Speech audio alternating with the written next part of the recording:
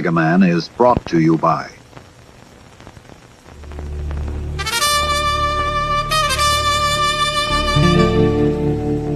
It appears you hold all the cards, Mr. Trump. My fate is in your hands. Has anyone ever told you you look like a donkey? Yes. Many times. Even facing certain death, you're defiant, like a petulant child. Well, it won't help you now, Maduro. Your time is up. F8. You sunk my oil tanker.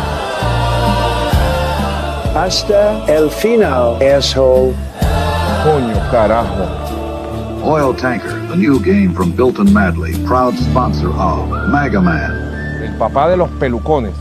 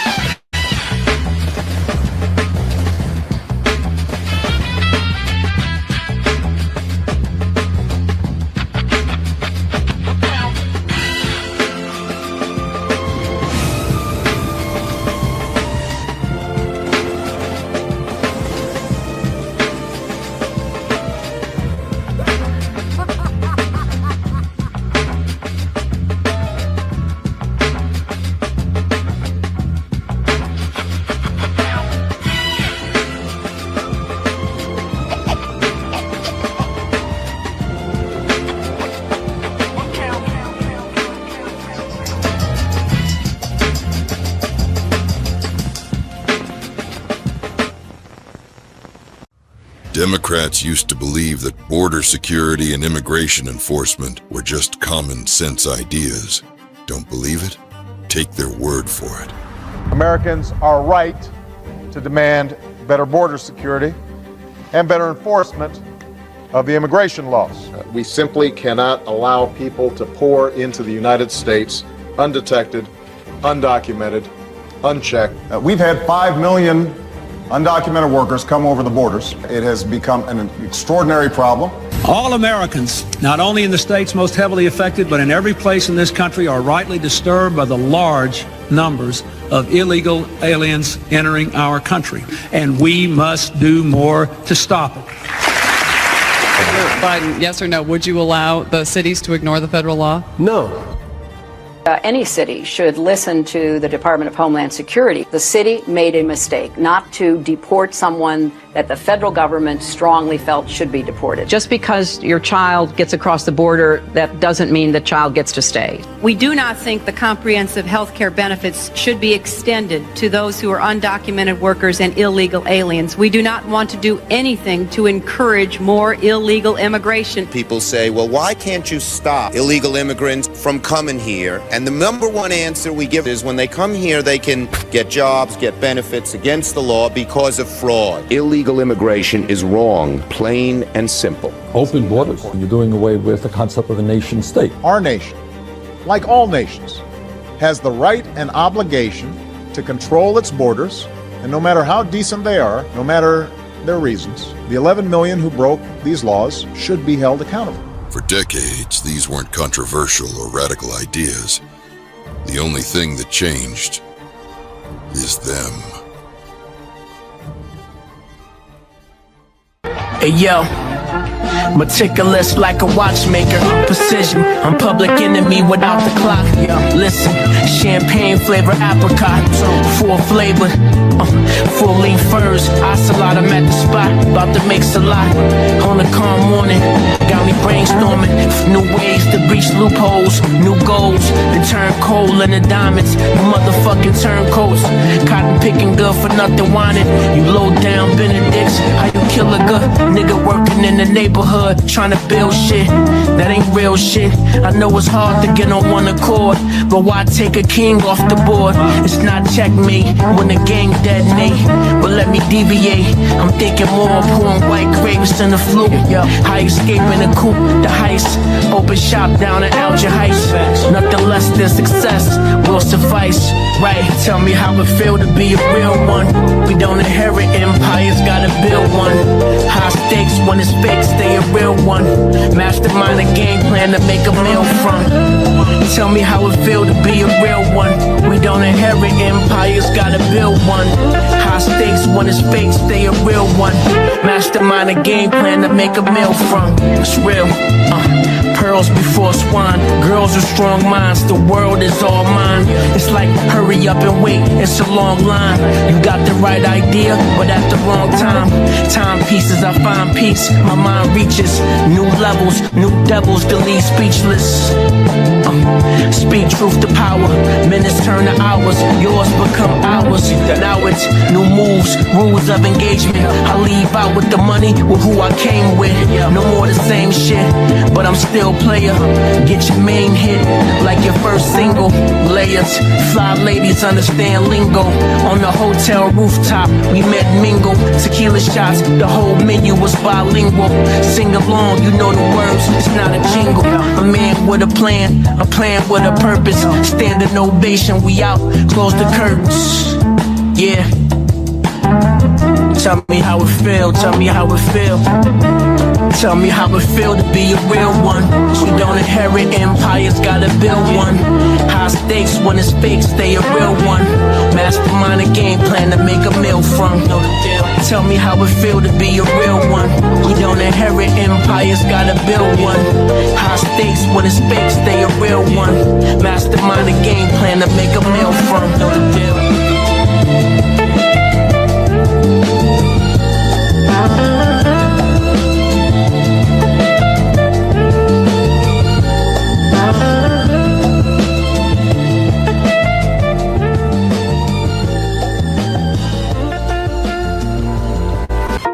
Yeah, we got to talk about this. And before y'all come at me in the comments,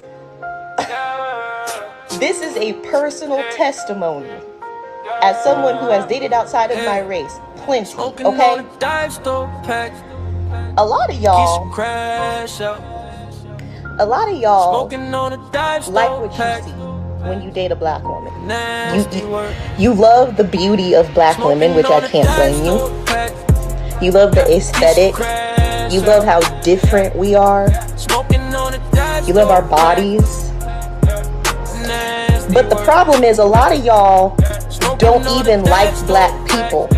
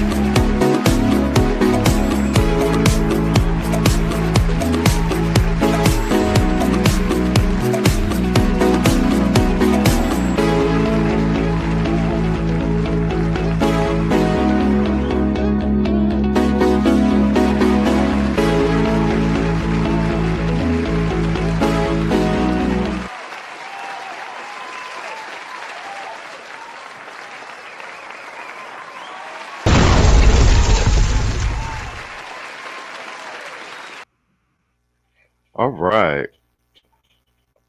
All right. Let's run through some clips and stuff and do some commentary. I think I sent Mr. O the link. Hmm. Let's share my screen. I want to do the back. I want to do the aftermath of the State of the Union, because some of this shit is funny, bro. The Democrat, the Democrats are still a clown show, man. I don't know. Depending on the polls, they may actually still do good in the midterms, but I don't know how they're going to do for the 2028 election because they still don't have any sort of policy. Everything can't be F Trump and the country. So this is my man, conservative, black conservative perspective. And this is Joy Reid and the Democrats heckled on stage. I posted Joy Reid on the community tab. I'm starting to do my tether report so we can see all the faces. None of them are FBA. They're supposed to be representing black interests. Let's look at this madness, because this was the counter event they threw to protest the State of the Union. No pueden encarcelarnos a todas. No pueden encarcelarnos a todas. No pueden encarcelarnos a todas. Yo, what up, Black Muslim? What up, Playboy? Attention all MAGA trolls. And with apologies to the pastor who gave the invocation, your bullshit is not welcome here. Yo, what up, Black Muslim? I'm going over some of this post State of the Union madness from the Democratic Party. You got Joy Reid up here, and this is apropos because I posted her today on the community tab. These are the people that they be putting out to make it seem like they're representing the interests. Yeah, it was unhinged like hell. But these are the people. Like I said, it's all they're putting these people out at the head to make it seem like they're representing black interests, and the polling numbers don't represent that at all. Like, we have the Congressional Black Caucus up there protesting the SAFE Act, meaning, voter ID. It shows that 76% of black Americans support voter ID to make sure that illegals are not voting in the election. You got the Congressional Black Caucus voting against it. And Joy Reid, who, was at MSNBC, she is from the Congo. She's from the Congo and Guyana. She's not, she's first generation. She does not represent our interests. You know what I mean? She represents liberal white women's interests. No News said, I like how FBAs are taking shots. Yep, yeah, it's all over social media, man. Taking shots at the Congressional Black Caucus. Yeah, we got to get them up out of here. Yeah, it's unhinged. We're going to go through some of the footage. I was going to pull some clips, but Black Conservative Perspective beat me to it. And you know how we do over here. We're kind of party agnostic. Shout out to Dr. T.S. Johnson. He's got the 19 points political policy initiative for black men, which was crowdsourced nationwide by black men in terms of policy items that are in our interest, and that's pretty much what we lean on. You know what I mean? We be backing a lot of Trump's policy initiatives because they coincide with some of those things that are on that 19 points plan. We've consistently reiterated this. I think Mr. O said it last night. I think that, in terms of contemporary black male political thought, this is the first time in decades where brothers have just been, well, we know online is a new thing, but collectively talking about what it is we want and in particular things that benefit the heterosexual black men, not this flat blackness coalition talking points. Um, but I mean, I think we're all pretty much functioning as a voter block and as independents, and whoever's going to pass the policy that's in our interest, we'll support it, and we'll support it policy point by policy point. You say you seen a bit, yo, Sower C, what's up, Playboy? He said Joy Reid, yeah, how is she still got pulled to be on TV still? Because that's all they got. That's all they got.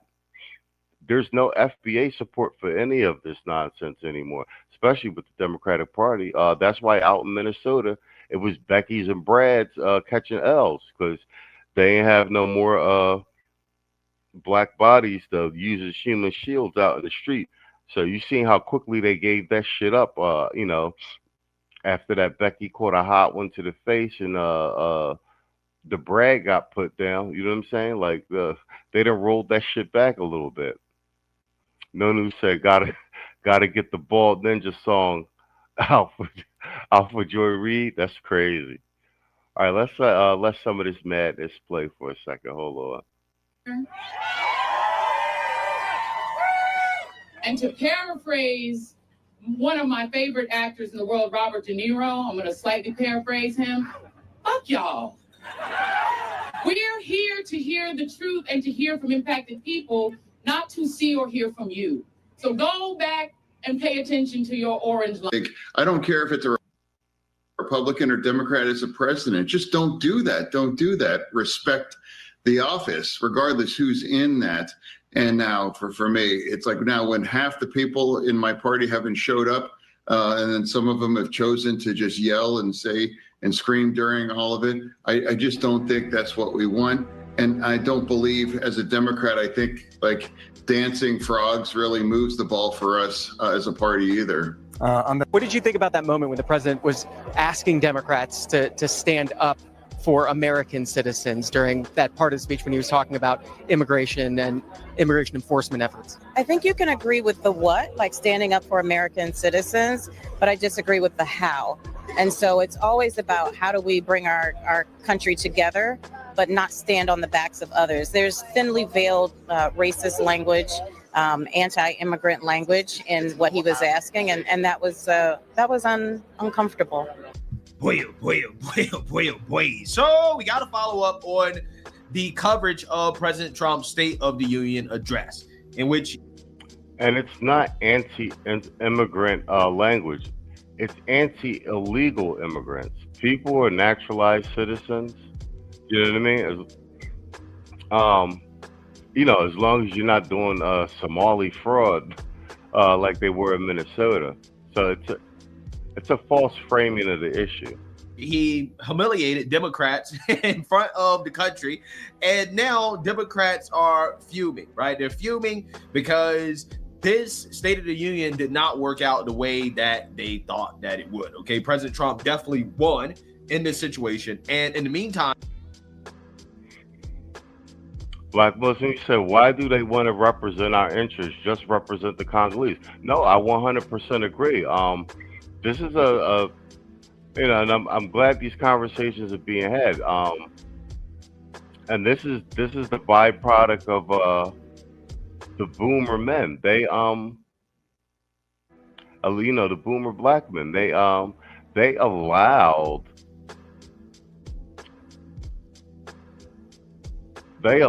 these people who do not represent our interests to be voted into office. They were paid off, and they generally do once they're in office. They work for their interests. The congresswoman in Florida just got arrested and is getting time for. And it's found that the Haitian government gave her 80 grand to advocate for their interests. Haitian immigrants and the protective status and such. These people are getting voted into power, and they're not doing anything for their actual black districts that voted them in. You see everywhere there's a blue state and a black Democrat in power. Those neighborhoods are trash. Those districts. He said, bro, they gave up on protest quick. Yeah, they did. You know what I'm saying? Since they had to take the brunt of it themselves, they gave up on that quick. It seems the most powerful thing that has recently been done in terms of social political engagement for American blacks, heritage black Americans, some say FBAs, has been our just sitting this one out, not being involved in things that are not that don't concern us or our issue. So it makes it very difficult now for us to be collectively used as pawns, political pawns and political punching bags. Yo, what up, Bo? Is that you? Yep. What up? What up? What up? Yo, what's up, man? Well, I just got started anyway. I'm going to, we covered some of that State of the Union last night. We was really looking for some of the analytical feedback from the news organizations last night, but it's the day after, and I guess it wasn't televised. All these weird the weird protests that the Democratic Party staged opposite the State of the Union. So I'm going through this clip now. Black Conservative Perspective put together a montage, and it's a friggin' clown show. I mean, but I'm glad you're here though, because one of the main pieces I want to go over is shout out to Passport OG. He was one of our original supporters of this channel, season 1 and season 2. And he actually did a video segment about us that actually got us a lot of subscribers initially. So shout out to him. But he recently did it was today, I think I shared it on the community tab, a video about FD Signifier and him attacking Kevin Samuels' legacy. And he's actually on there saying that his job is to just destroy Kevin Samuels' reputation. So I actually want to speak on that, and then we'll probably double back on that Sunday if it allows, because that's a real thing, and I don't believe that it's any coincidence that it's happening 6 months or so before the midterm elections. They are trying, and you know what I'm saying. I'm pretty. One, I'm sure he does believe this stuff, but two, I'm sure somebody's greasing a palm somewhere. Like there's an all-out effort to discredit all the Black Manosphere talking points, our ideology, and plus because we're getting politicized, and they're also trying to make sure that it doesn't spread the disease. So, you know what I'm saying? If they taking shots at you, that means you're doing the right thing. We doing our job down here. You know what I'm saying? Yes, sir. Yes, sir. So FD Signify Moist self want to go ahead and be the so-called Keisha defender now. Keisha defender, but I mean, like I said, they taking it up a notch. I've said that on the Sunday show. I'll give it to the they just spread that Democratic money around and everything. They iterated quickly because that what is it, that Michelle Obama podcast that they put out there first, and they seen that shit bombed, so they didn't really start to go. It's a lot of effort being put at the blackmail sector on social media, across all social media platforms, to get them off of this red pill shit and this political shit. Like they getting a little desperate. And I don't know if this is from the day. If it is, shout out to Alexander X Live, member for 23 months. It says 11:43, so it must have been right before we went on. He said, "Good evening, gentlemen. Salute to y'all. Hit the goddamn like button." Alexander X, man, I remember when he first showed up in the chat. It's crazy. I'm gonna pull it back up here. It's crazy to think that he's been a member for 23 months. That's almost 2 years, bro. Yep. So, the time fly fast. It don't even, I'm gonna be honest with you, don't even feel like we've been doing this shit that long. Let's give my man a drop. Shout out to you, Alexander X. Off by a stop.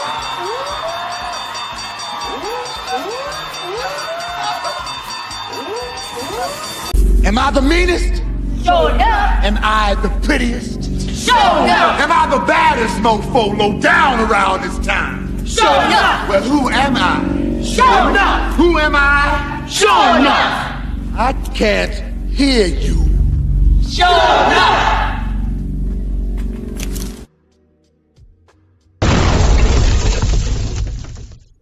All right, let's play some more of this joint. And you can give me your feedback too on this joint and stuff, because some of this shit is funny. They already played the frog ball.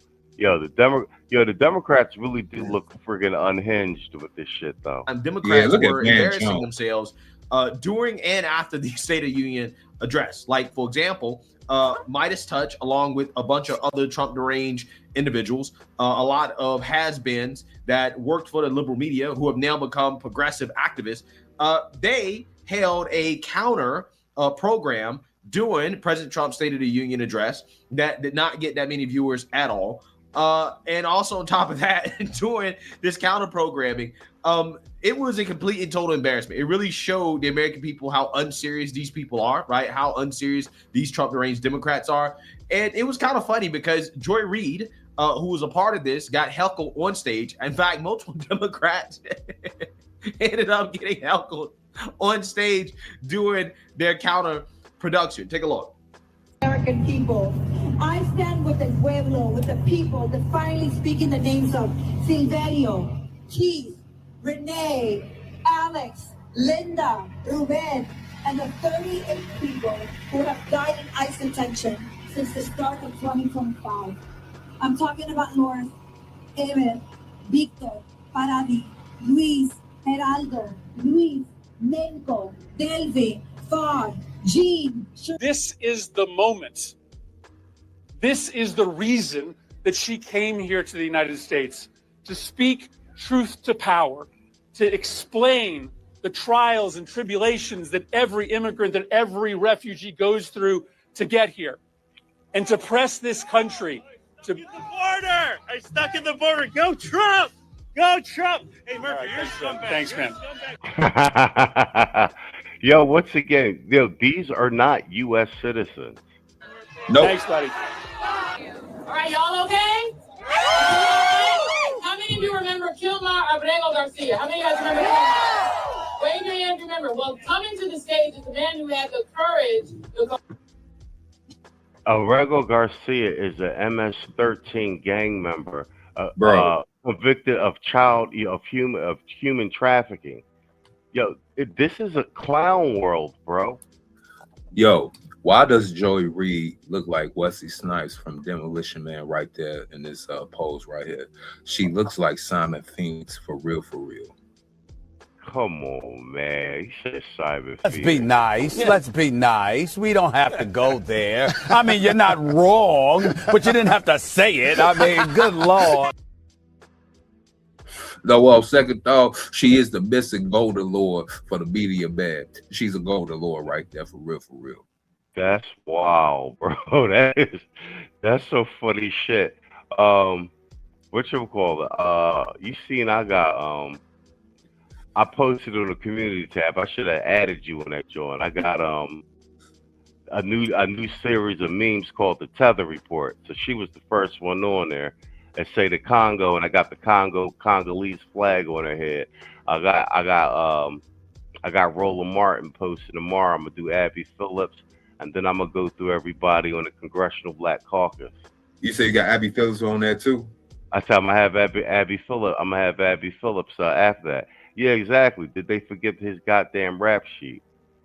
No, I'm gonna show you on. Hold on. Can I pull that shit up? I'll show you. It's on the community tab, but let me see. File image.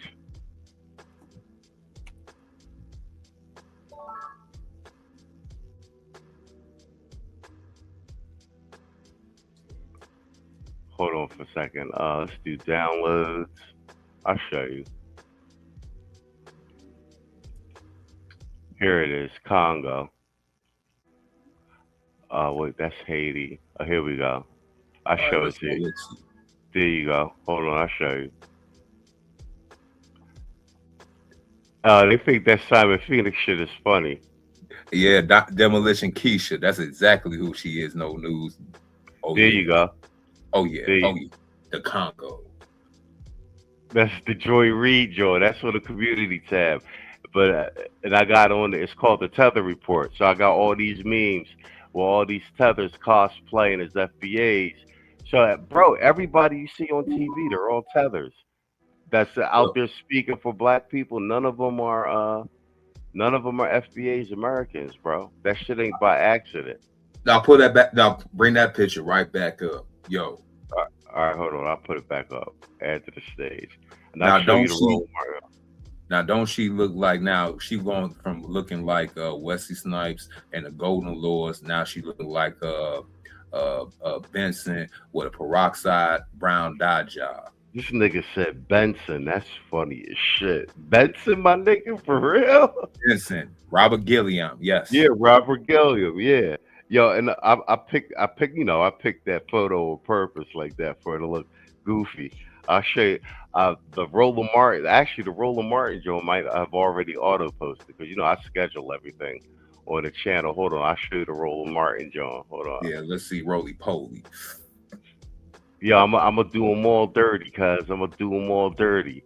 And what you would call it? Y'all can reap all them joints. Y'all can reap any meme that's on the community tab. Y'all can download them and repost them anywhere you want. Like, you know what I'm saying? Like, the meme warfare is in full effect, bro. You feel me? Yeah, I feel you. I feel you. Bang, there you go. There go Roland Martin. Oh man, look, bro. Man, he got a big old Kool-Aid smile right here, looking ass boy right here. That nigga got a big old head. I never noticed how big this nigga head is. This motherfucker got more head than forehead for real, for real. This nigga got his own zip code, area code, and private building right there on top of his head. And what's with that hairline, bro? I heard of a tether hairline, but his damn hairline need a banana boat. What the hell is this? Yeah, so I said, yeah, this is I got a new series of memes called the Tether Report. Yo, what up? Detroit 313 in the building. What up, Playboy? Detroit XRP 313. What's good, baby? What's good? What's good? What's good with you, man? Street Fighter.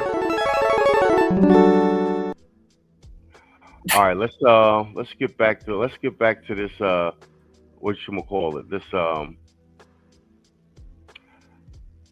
State of the Union debacle real quick, and then we're going to jump into I want to jump directly into this Passport OG video he dropped today because it's good, and I want me and you to go back and forth in that joint because like on the surface it just looked like soy boy FD signifier trying to clout chase and stuff like that and attack the black manosphere, but it's bigger than that.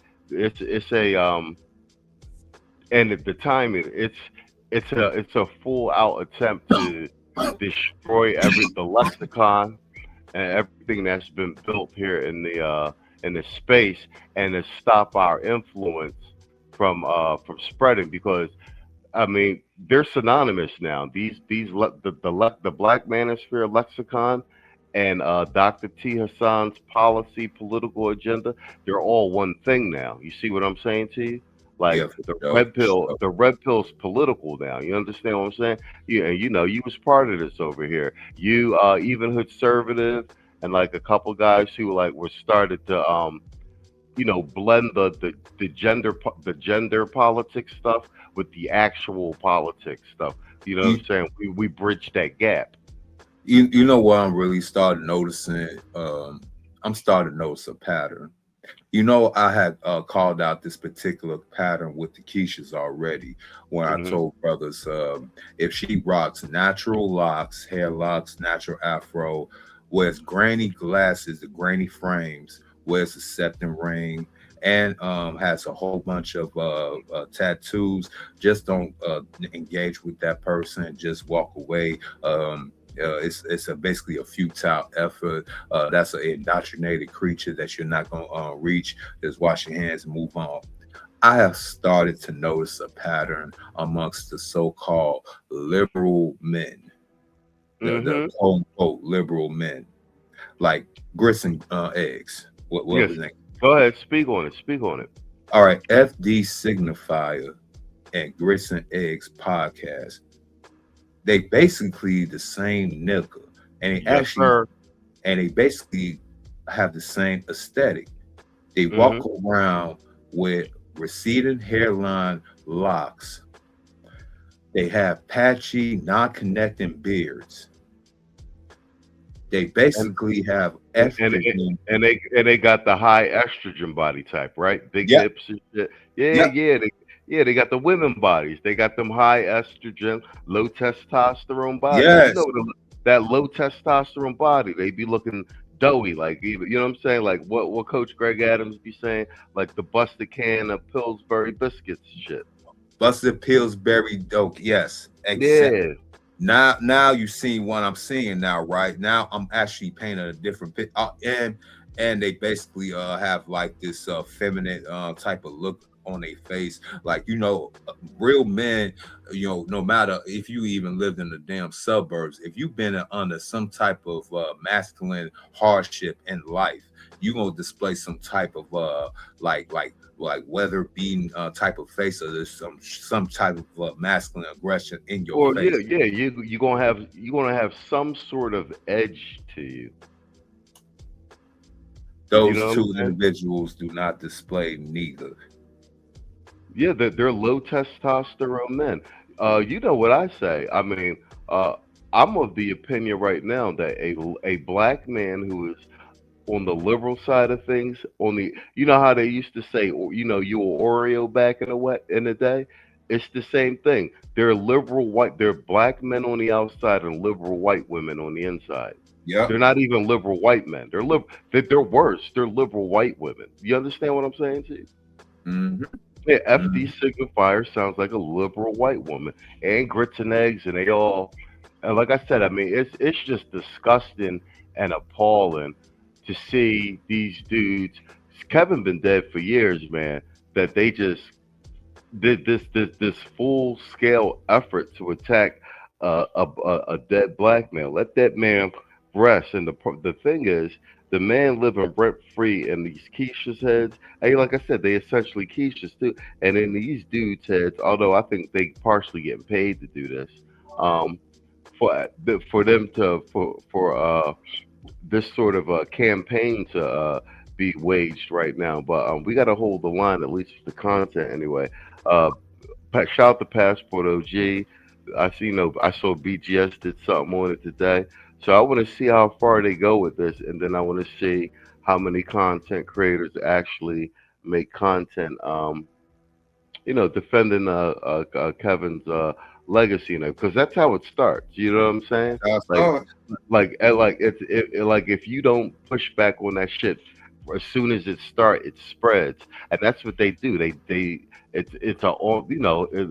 The ongoing effort to diminish the accomplishments and the influence and tarnish the reputation of a black man, whether he's alive or dead. You know what I'm saying? It's the great American pastime. Yep. All right, let's hold on. Let's let some more of this play, and then we'll pull up the Passport OG shit. Cojones to go and find him at CTOC. And look at that.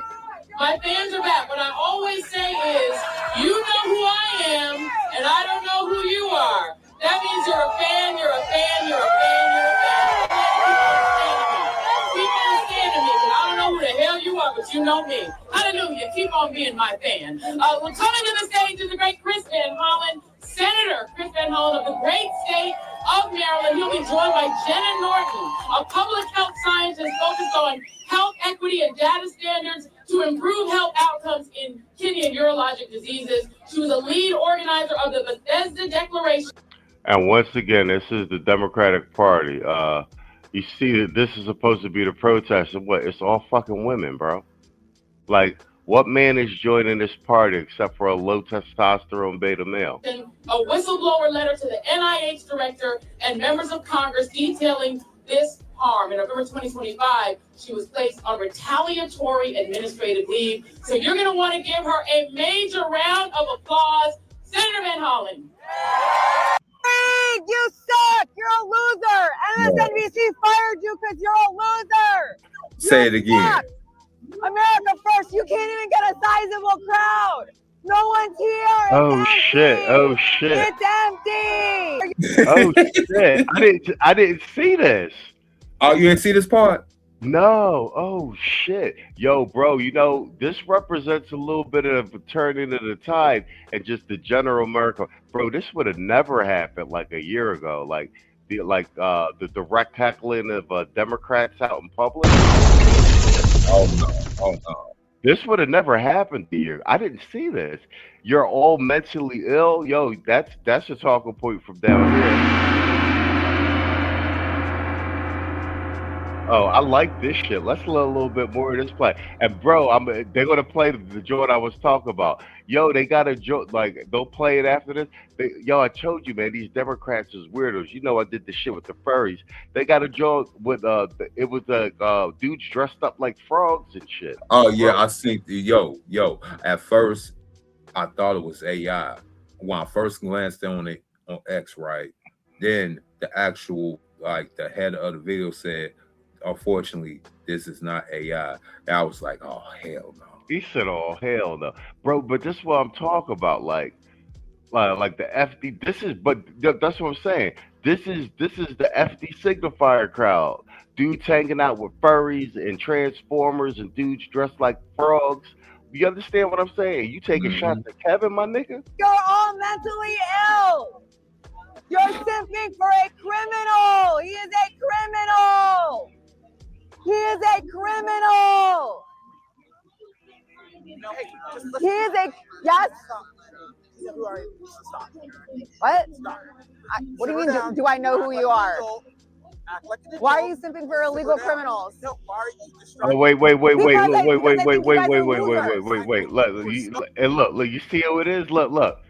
And the black man that shows up, what is he, boys and girls? You can't make this shit up. And the black man that shows up is what? Meet Soft Black Man, the safest man in America. He listens, he validates, and he never disagrees. Unless it's about your self-care. He's strong, but not too strong. Soft Black Man, your plush. God, he had to be a dark-skinned nigga too, man. He had to. Y'all dark-skinned niggas taking the L with this one. Hold on. Good morning. Morning to you. Why are you gay? Who says I'm gay? You are gay. Yo, bro, you can't make this shit up. We was just talking about it, and what do? They said they send. That's what I'm talking about. That's how the Democrats move. They send the brown person out to shut the shit down, but the low testosterone man, they gotta do it. Meet Soft Black Man, the safest man in America. He listens, he validates, and he never disagrees. Unless it's about your self-care. He's strong, but not too strong. Soft Black Man, your plush. Shout out to Theo Y for the building. He said Transformers more than me. Hey, but cheese boat. Now you see why I play that There Will Be Blood clip now. Now you see why I say I hate most people. Oh yeah. No, you got some, bro. You got some good drops over you, John. The other night I was over there. I was like, oh wait, play the There Will Be Blood, Joe. Yeah, you picked a good clip. See, and here's the thing with that: you actually gotta know the movie to actually pick a good line. You understand what I'm saying? Yep. You actually got to know and understand the movie to pick a piece of dialogue as a drop for, because you like, yeah, that shit hit. You understand what I'm saying to you? And There Will Be Blood. That's not a that's not a light movie. It's an art house film. You know what I'm saying? So it's like, you got to do some thinking to watch the movie. That's right. Why are you here? This is not your event. Okay, it's a free country, isn't it? Is it a free country? You want to know who the fascists are? You guys. You guys are the fascists. You guys are the fascists. Those are the black men of the Democratic Party. That black, hey, you know what? Why are you gay? You have an opinion, that's perfectly fine. Who says I'm Take it gay? elsewhere. They organized this, you did not. You are gay. Understand? Over here. Hey, yo, that brother don't look like the FBA though. Hey. He does. Oh my God. He doesn't look like I'm the trying to FBA. walk. He doesn't look like the FBA, but it looked to me like you might be trying to duck that dark skin fade with this one, bro. I'm fucking with you. I'm fucking with you. Excuse me. Wow. My tax dollars at work. My tax dollars at work. These police officers getting in my face. I'm a mother. Here you go. This the shit with the I frogs. have a flag. And I am the proud representative for Oregon's 3rd Congressional District. Yes. This is FD Signifier's crew. These are his peoples. The frogs and shit. This nigga down with the frogs, bro. Are you talking about Kevin? Bro, that's what I'm talking about, bro. Like, this is what you repping? Yo, what's up with the frogs, my nigga? Thank you. And tonight, I defy Trump and his authoritarian project by standing in joyful, radical, peaceful resistance with the Portland Frog Brigade. The Portland Frog Brigade. Yeah, so you seen that, you heard that. A complete and total clown show. It is a complete and total clown show. All right, cool. We're gonna play it up to Scott Jennings making fun of everybody. But bro, is it me? Like, bro, they have devolved into straight weirdos, bro. Hey, yo, kid. Yo, check this out, bro. Have you seen Portland lately? Like we talked about how messed up NYC is now with their so-called socialist mayor. We had talked about all the street trash and people basically defecating in goddamn streets all up in San Fran, all up in LA, up in San Diego. But have you seen the catastrophe, the mayhem that's up in Portland? The people are now living in the woods. The citizens of Oregon, of Portland, Oregon, the residents, the taxpayers that can't afford the rents, can't afford the property taxes, are now living in tents in outside of the outskirts of Portland, bro. It looks like a war zone. Oh, I believe that, but that's a property grab. That's a deal between BlackRock or somebody and like the local government to get them people up out their houses so BlackRock and Amazon can buy them shits up. They did the same thing in California. You understand what I'm saying? Oh yeah. Listen, I firmly believe in the Democratic Party's ability to mismanage infrastructure and everything across the board. But at a certain point, there's a mark of demarcation where you go, is this mismanagement or is this part of the plan? Because you understand what I'm saying? It's impossible to consistently, at such a large scale, to completely mismanage so many things, right? And we know it to be true because we've uncovered all the stuff with Doge. We've uncovered the Somali scam and everything. And then what happens, then it all makes sense because where there's chaos, there's no record keeping and we can't keep track of money, etc., etc., etc. You see what I'm saying to you? Mm-hmm. Hey, yo, Simon. Yes, thank you. Simeon Toku has written it perfectly. This is the Claward pivot strategy in practice, indeed. What the Claward pivot strategy? What's that? You'll put that shit in the chat, Simeon. What's the Claward pivot strategy? Yeah, go ahead and put Chat GPT. Well, no. Grok it. Forget Chat GPT. No. You right. I'm about to throw it in the AI right now. We're gonna do it. We're gonna do it live. Hold on. Where's my guy? We're gonna fuck it. We're gonna do it live. Okay. We'll do it live. Okay. We'll do it live. Fuck it. Do it live. I'll write it and we'll do it live. All right, hold on. It's called the Claward. I'm typing it in now. Claward Pivot. Oh, comes right up. Claward Pivot Strategy Explained. Say what Perplexity says.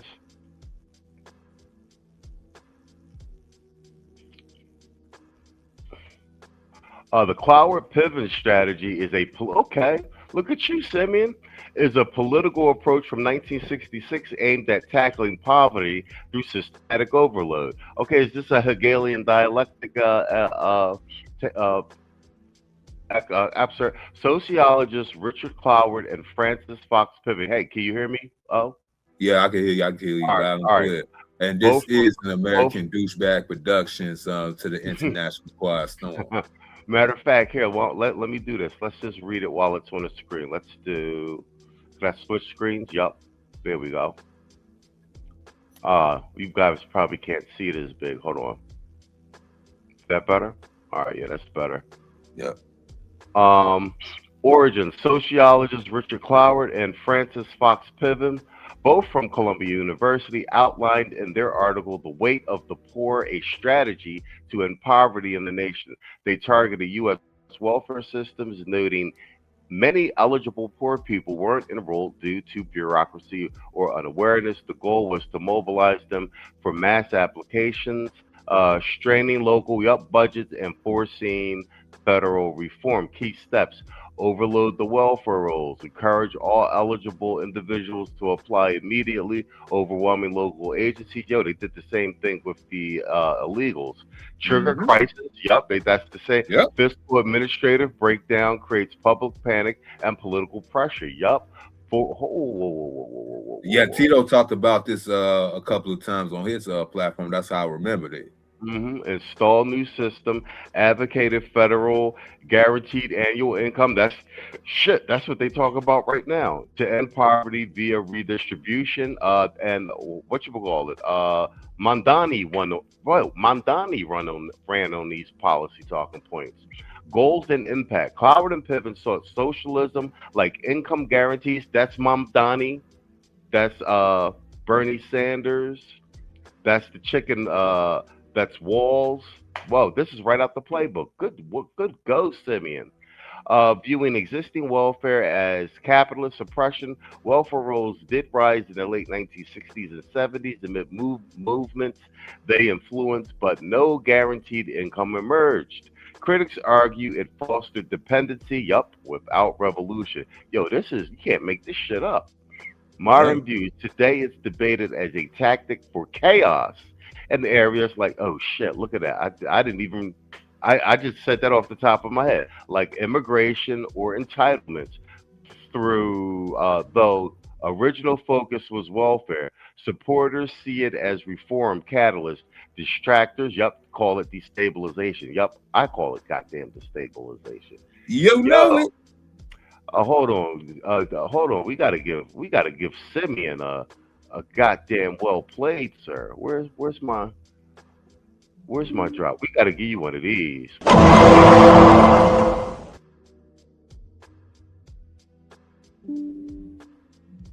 And one of these.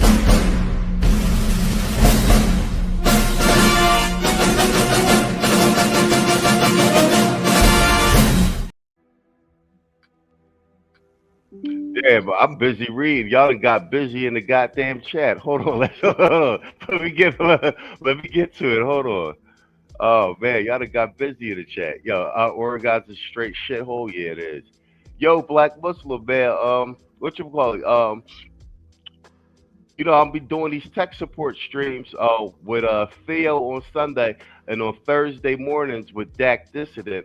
Tomorrow at 11. I do it with Dak. And we talking all about the class, AWS, Kubernetes, and everything, bro.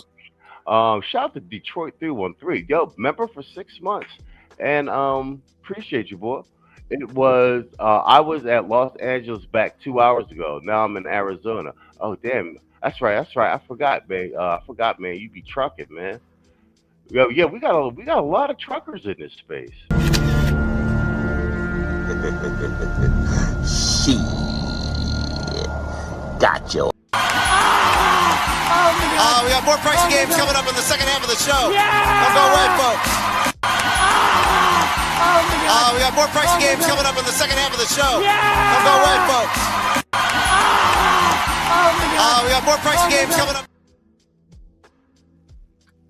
Oh, we need to do a whole show talking about tethers. Yo, way ahead of you, Playboy. We got a tether segment coming up after this. And we got to get on it because what you call it? They up there talking reparations and everything now. Get out of here, bro. Yeah, you talking about them Somalians up in Minnesota? Yeah, them. Yeah. We touched on it briefly on the Sunday show. Simeon says it's how the left will collapse the economy and destroy the government. Spot on. This is an American douchebag production. Grok is fire. Yeah, you're right because our people don't know sometimes. That's why we be having these conversations. Like, yo, the true words have never been said, bro. Like, brothers ain't got out there and marched to done none of that shit. Conversation rules the nation, man. We made all these changes with conversation, bro. Niggas ain't get up in the, you know what I'm saying? We done made all these changes by brothers just talking online, arguing, hammering it out, coming to terms. You know what I'm saying? Clower Piven viewed such disruption as a mechanism to oppose the inadequacies of the existing safety net and to open opportunities for broader anti-poverty reforms. Okay, I see. Well, Simeon knew it off the top of his head. I see everybody pulled out their favorite AI and went to work. Appreciate all your help. All right, let's oh wait, we got Anderson Cooper. We got our favorite soft black male over here. Vince, so what's his name? And then my man, and only because he just be speaking common sense and has rounded arguments. Mr. Scott Jennings. So let's get a little piece of this. Scott Jennings is so bad. He be going in on these motherfuckers at Abby Phillips' little round discussion panel. And look at this cheesing ass nigga right here, Van Jones. Man, boy, if you don't get this tap dancing, Kool-Aid smiling, having ass motherfucker. Let's go. Yo, he's the official crying black man meme. You know what I'm saying? They should replace the Michael Jordan and put his face on it. From the Democrats. That's the only thing that they know how to do at this point, which is to be agents of chaos. And then they want to boo-hoo, whine, and cry and get mad, right, when they get heckled on stage. But, you know, Democrats did try to heckle Trump as he was giving his speech at the State of the Union, the actual State of the Union. And Ilhan Omar was actually confronted by the mainstream liberal media on why is it that she lost her mind during the president's speech. Democratic leader Hakeem Jeffries advised your caucus, the Democratic members, to either skip the State of the Union address or sit there in silence. Should you have just boycotted the address? And do you think you violated the guidelines set out by your own leader? No, I think it was really unavoidable. The president talked about protecting America. I'm going to be honest with you. I want them to denaturalize this broad and get her out of here. Yes. One because they have her giving a speech where she's speaking to her Somali constituents, saying that she represents and her interest is to serve the whoever this guy is, Somali president, Muhammad, whatever. And what the other thing I don't like, I do not like the smug haughtiness that this woman has with regard to Black Americans and with regard to America in general. Like, she blatantly hates America, and like she's a real agent and an operative and everything. And on top of that, she's orchestrated redirecting billions of dollars out of the United States to Somalia. Like, these are acts of treason while she's a congressperson, and she's got this smug, like she can't get touched, like air about her. And my thing with this is, if this country allows this shit to stand, if like people like this don't get cut down to size, put in jail and stuff, like just throw the whole baby out with the bathwater. You know what I'm saying? Because it's a sign of weakness. And I don't care how strong our military is. It's a sign of weakness from the inside. You understand what I'm saying? Oh yeah, I understand completely. Yeah, this is on my mind every night. Yeah, you know what this is? This is street shit. You understand what I'm saying? Motherfuckers need to be made examples out of. You understand what I'm saying to you? This is street shit. You dig me? Oh yeah. You know what I'm saying? Lines got crossed. You mean all friendly with the ops? You think this is peacetime? Yeah. And how long do a person got to be in position in this country, and they got to go through so many proper channels to even hold a position in office? How long this chick actually really been here, and really though, how long has she been here to understand our culture to be naturalized, and she's still supporting a third wave country that want to practice piracy?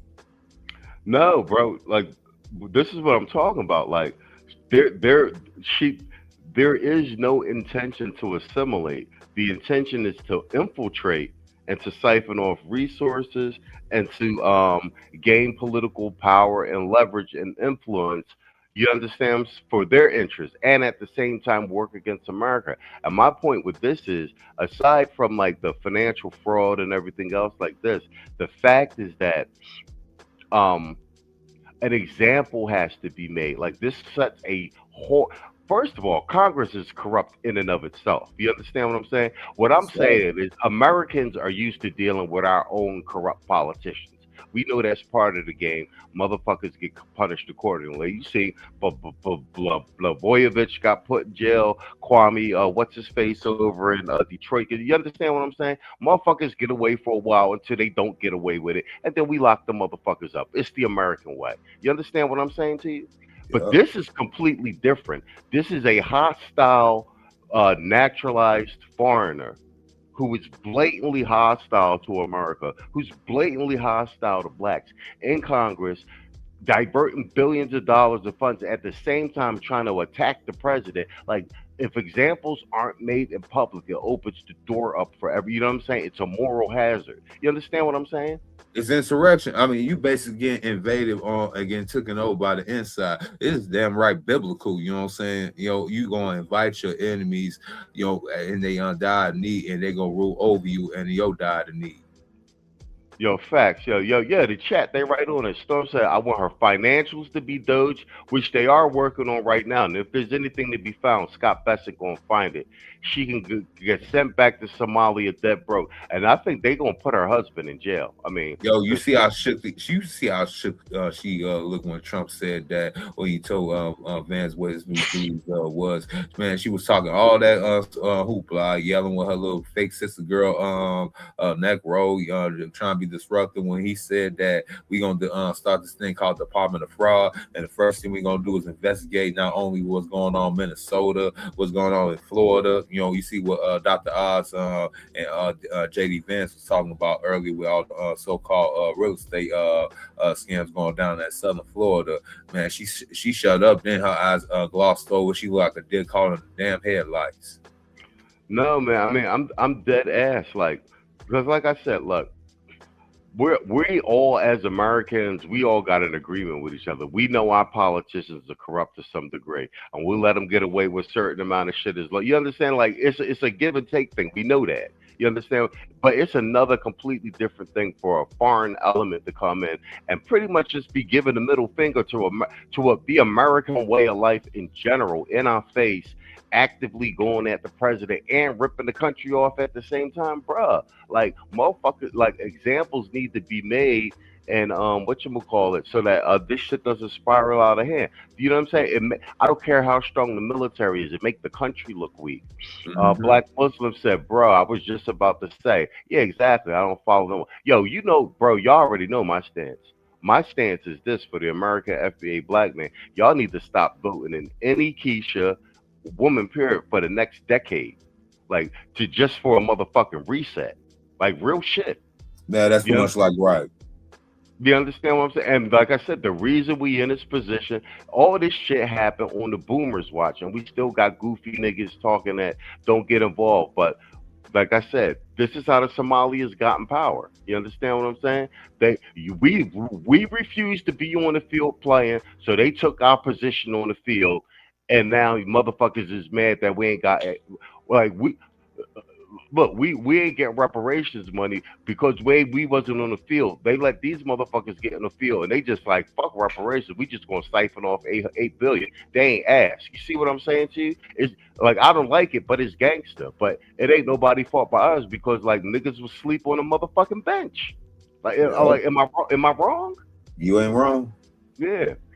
Detroit says, yo, she only been in the country 5 years, my nigga. See? That's crazy. See? Bro, do you understand how long it takes to become a, you know what I'm saying, for be a representative, bro?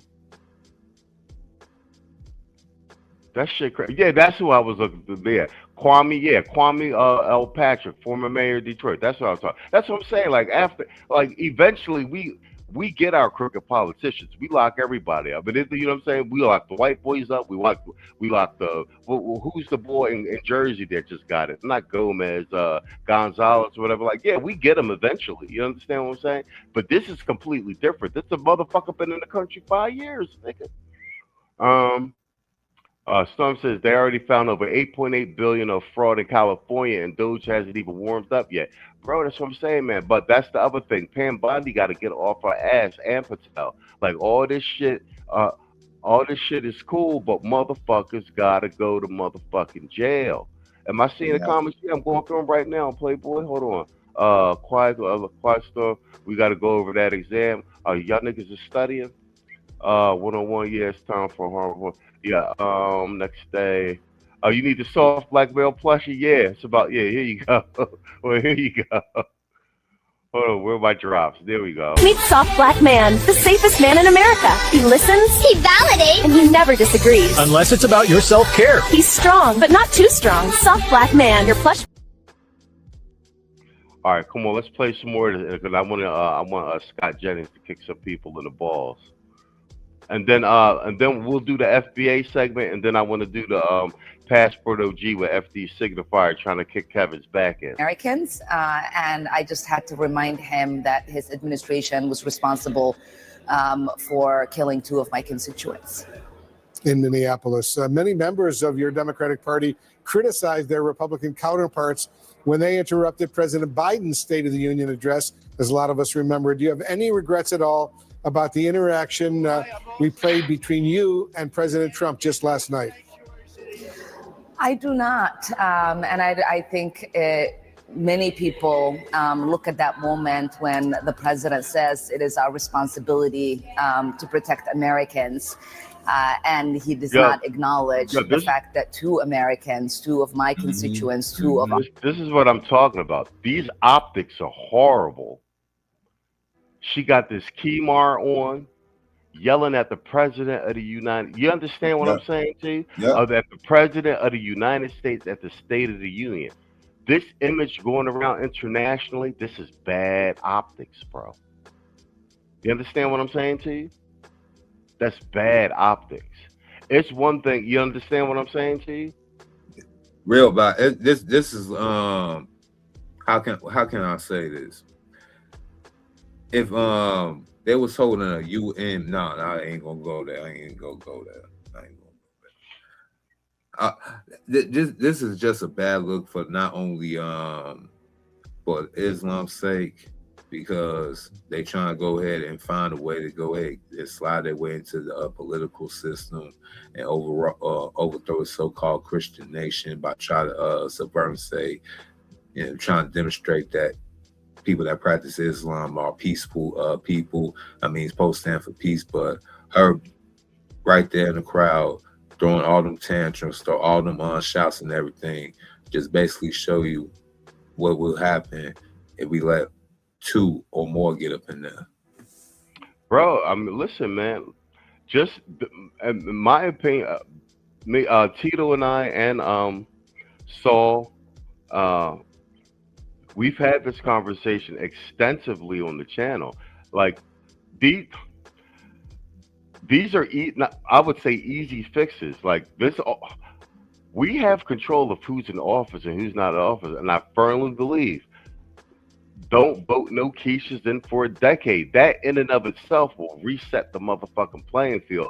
And the other thing is, if there is an elected office that a FBA can heterosexual black male, heterosexual black male cannot fill, we don't need the job. You understand what I'm saying to you? Like, that's real shit. You understand what I'm saying? Like, it's not a silver bullet, but it's an Occam's razor approach. Like, you understand what I'm saying? Like, it will reset the field. It will reset the priorities.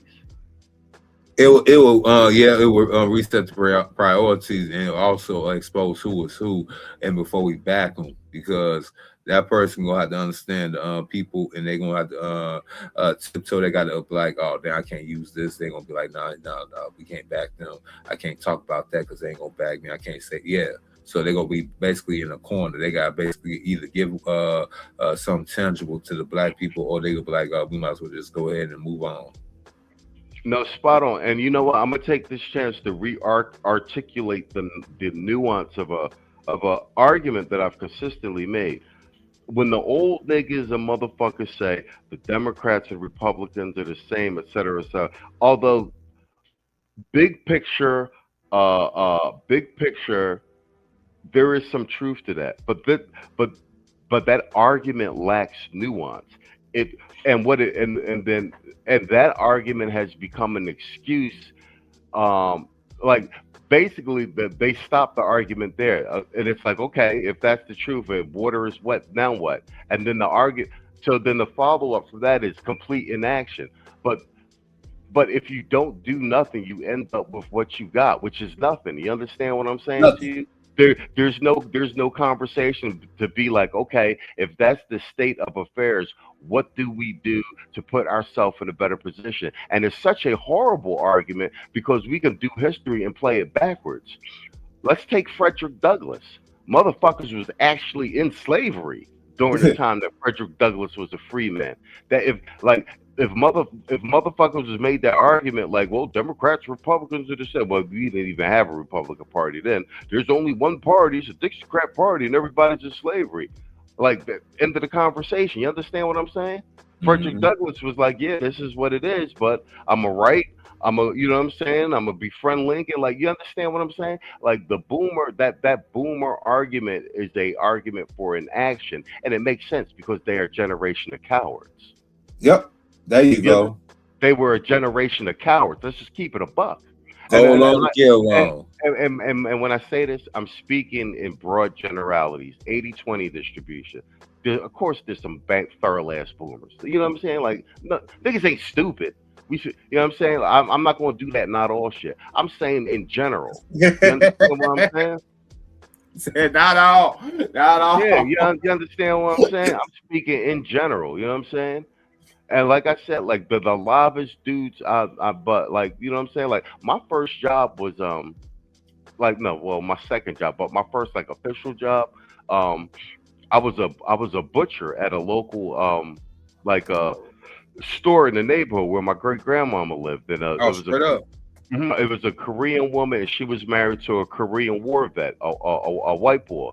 He was injured because he got hit with Agent Orange during the war, but he was a vet, so he's silent generation is what? That's greatest generation is World War II, right? That's World War II, right? So he's somewhere in the cusp of that shit. But that was my first job, and like I said, I helped them in the back with the meats because that's when people used to come and you used to have to be able to cut the meats up in real time. So I'm good as shit with a knife. He taught me how to be a butcher. I can cut anything up, cow and all that everything. But like I say, he was a war vet. He was really good with a knife. He taught me how to use a blade. My father used to work in the stockyards, you know what I'm saying? So I already know about that profession, partner. Yeah. Yeah, but what I'm saying is like those are dudes that we grew up around with. Like a lot of motherfuckers was veterans and shit. And like I said, like the boomers, like it's like Tito said, they were given everything. Motherfuckers had GI bills, like the government up and let motherfuckers with loans and mortgages and credit cards and everything. You understand what I'm saying? They was too fucking comfortable. All right, let's kill the all right, but damn, we already an hour and 15 minutes in. All right, this turned out to be a good stream. We just been busting it up. Let me Black Muslim called it. He said he wanted to do some a tether joint. Let's do a tether segment real quick, and then I want to do the passport OG, and we can get out of here. This is Philip Scott. This is Phil Scott. This is just a 7-minute joint, but I think I liked his commentary on this one. Regarding this FBA thing. Hold on, let's load it up.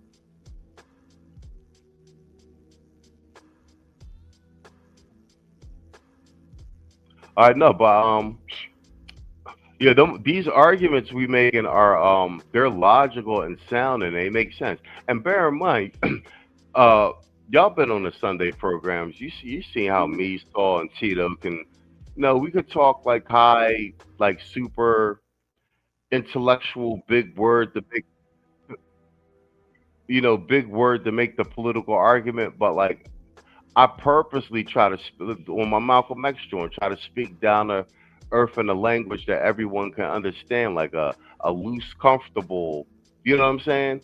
You know what I'm saying? To make the conversation more accessible. You understand what I'm saying? Like intellectual snobbery don't get you the fuck nowhere. It's the intellectual snobbery, but that's facts though. You understand what I'm saying? I never thought about that. Damn.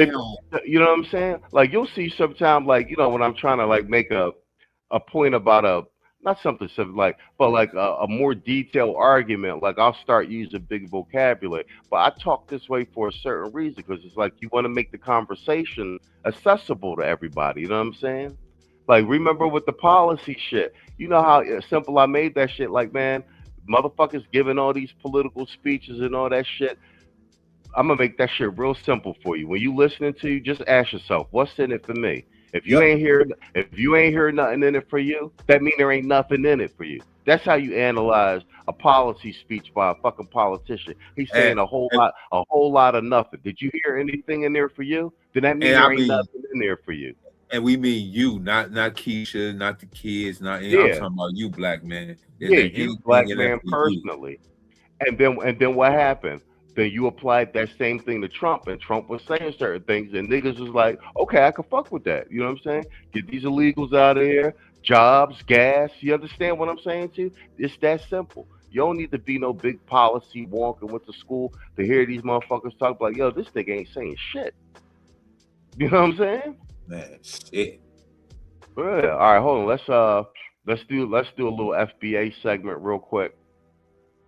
All right, yeah, exactly, indeed. You know what I'm saying? Like, we slow walked everybody down with that. Like, I will admit, we did creep up on niggas with with the politics shit.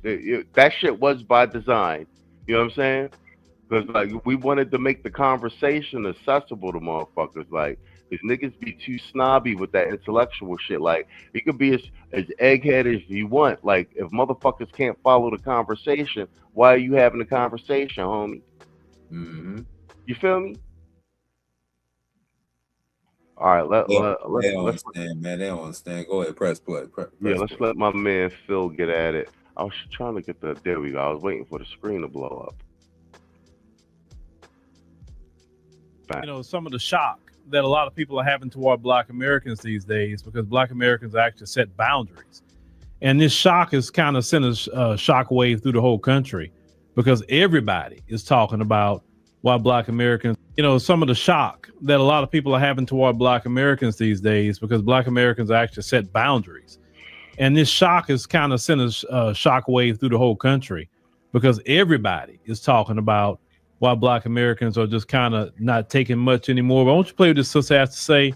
Let's get into it. People mad at me because I said Black folks ain't letting the N-word slide. And we not. We not letting it slide. You know?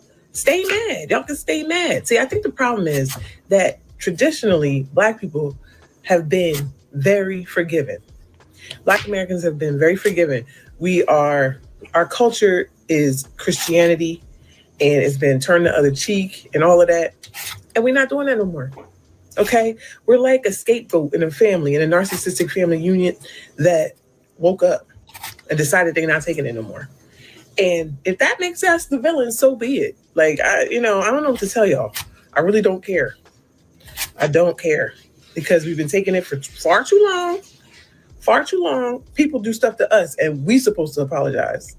Like, what? We're supposed to just be like, oh, it's okay, you know, we understand. No, we don't understand. I don't care what your reason is. I don't care if you got a disability. I don't care. I've taken it for far too long. It's over.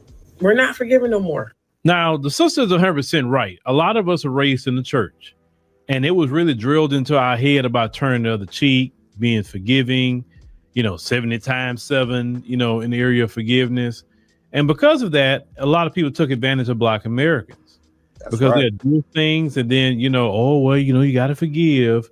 And while people just took advantage of our good nature. And for years they were doing that. And then now you have a generation of Black Americans say, no, this done.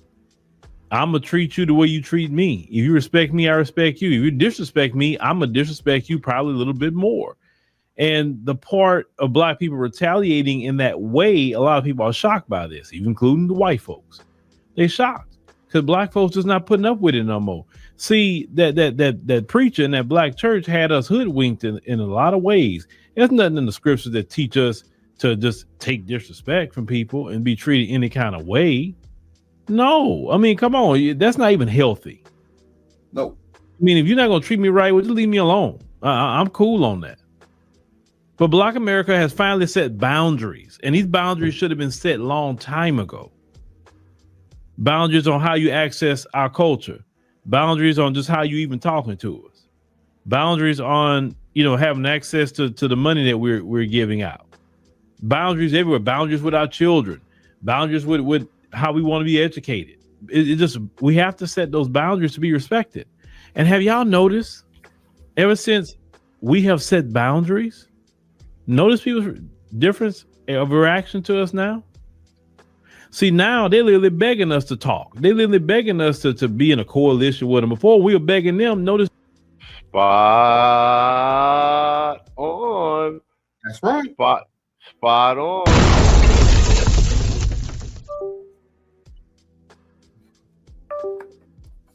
Oh, okay. I thought that was me. They didn't want no coalition. Notice that? Nobody wanted a minority coalition. We were begging for one. Well, when we got to the point as a collective of people say, we good. We don't need that. We fine. And everybody now like, whoa, wait a minute. Hold on. I'm used to you begging to be my friend. And now you like, I don't need your friendship. I'm good. Well, what are y'all doing? You understand? What are y'all doing? As Black Americans, we don't like that. That's what it is. They don't like it. They don't have access to us. Then the main thing they don't have access to anymore is our ability to fight back against white supremacy. That's what they don't have access to. And that in itself is the issue. That in itself is the issue. Because we have been the only group that have been successful in fighting white supremacy. Facts. And when they lost access to us fighting white supremacy for them, I believe that is what bothers them a lot more than anything else. Facts. So getting mad at certain things we say, that's just, you know, a byproduct. They're upset that they can't call us up. We run out there like a superhero and fight white supremacy while they just hide behind us while we taking the slings and arrows and rubber bullets and everything else that we taking. Yo, we started off this whole stream saying that shit. Yo, shout out to No News Podcast member for 2 months. He said these tatters got a hold they own goddamn nuts. That's right. Damn sure.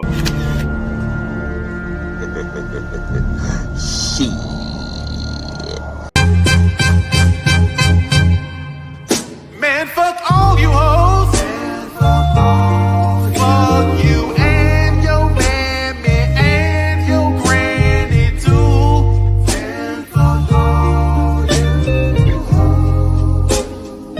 I'm sick of this shit. Fuck all you hoes. Don't give a damn, bitch, what you wanna do.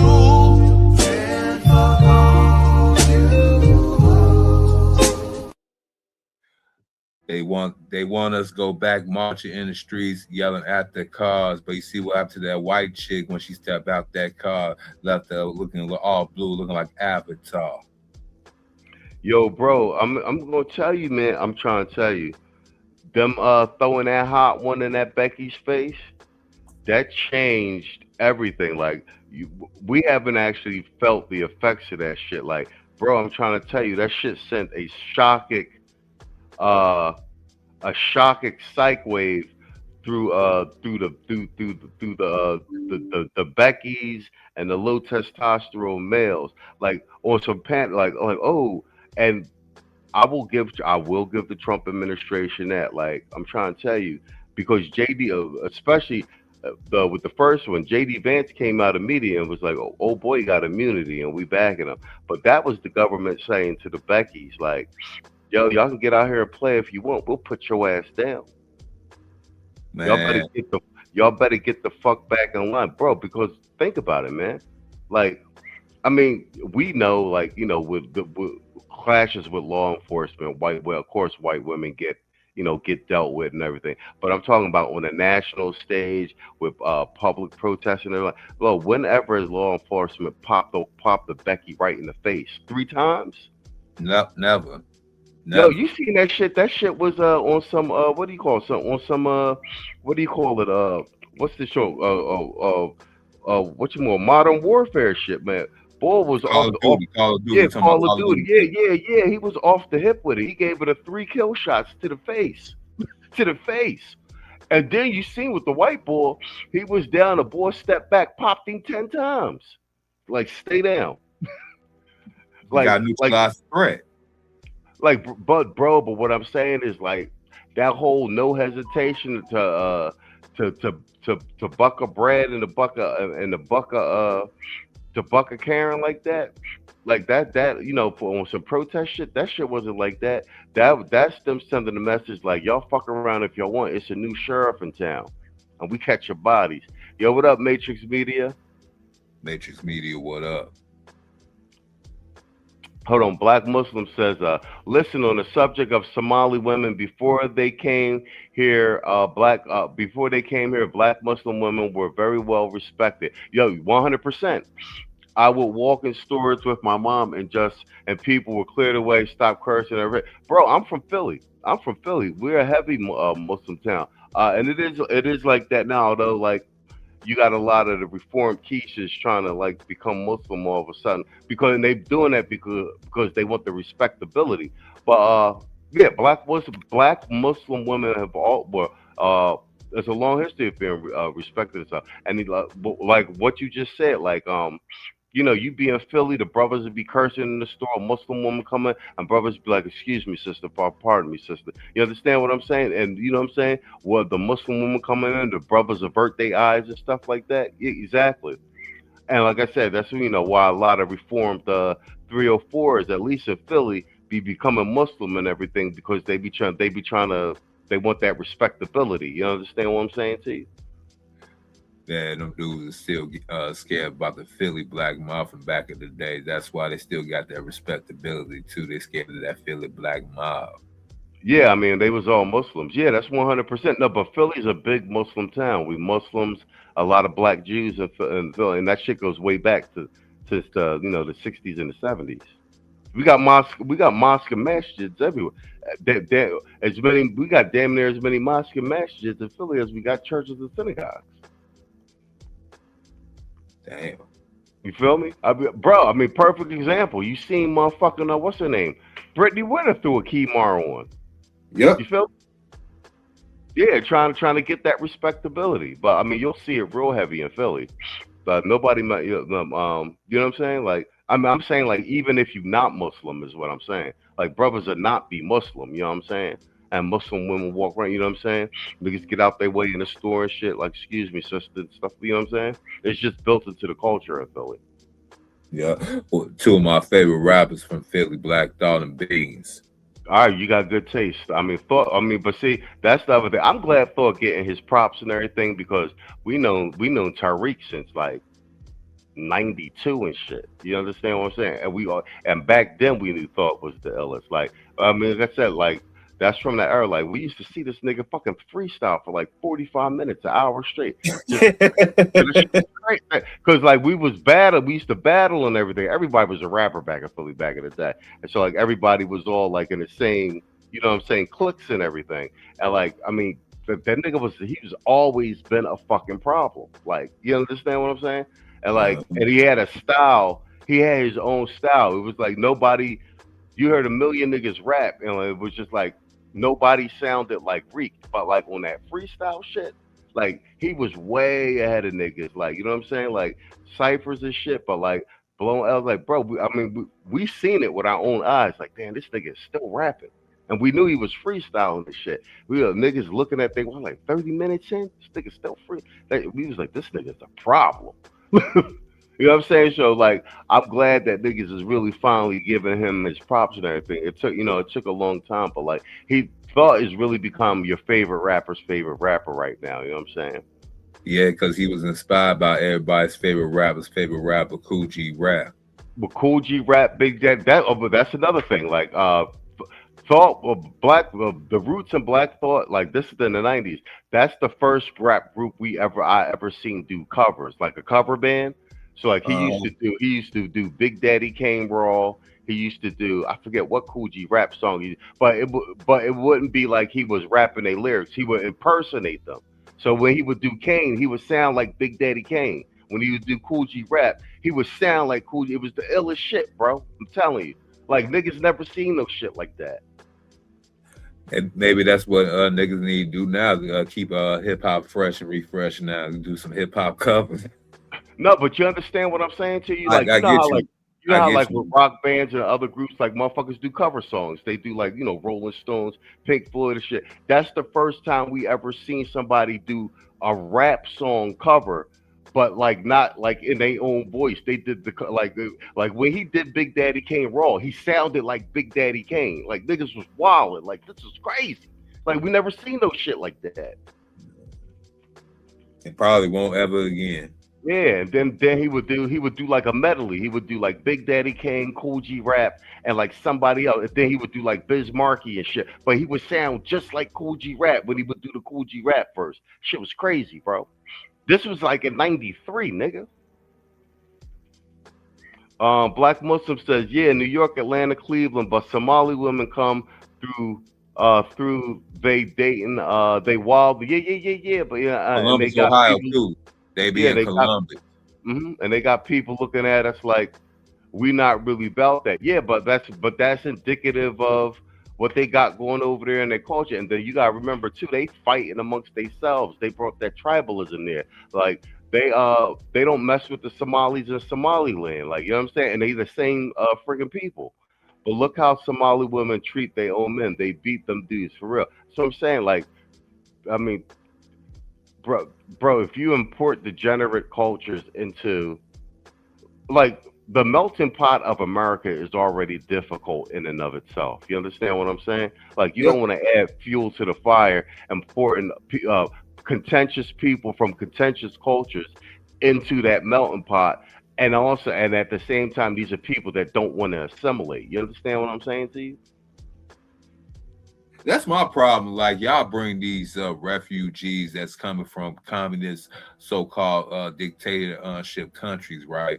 But you do not basically naturalize them, make them somewhat assimilate to this culture. Over time, they go try and bring some of their ways that they was run away from over here and try to go ahead and implement, act like ain't nothing wrong with it.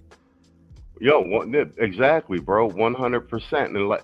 And this is what I'd be saying about like American stuff. Like, so, you know, you got the whites, and even amongst the whites, they're all different. You got the Irish, the Italians, the Polish, the Russians, the Armenians. And they don't all get along with each other. You understand what I'm saying?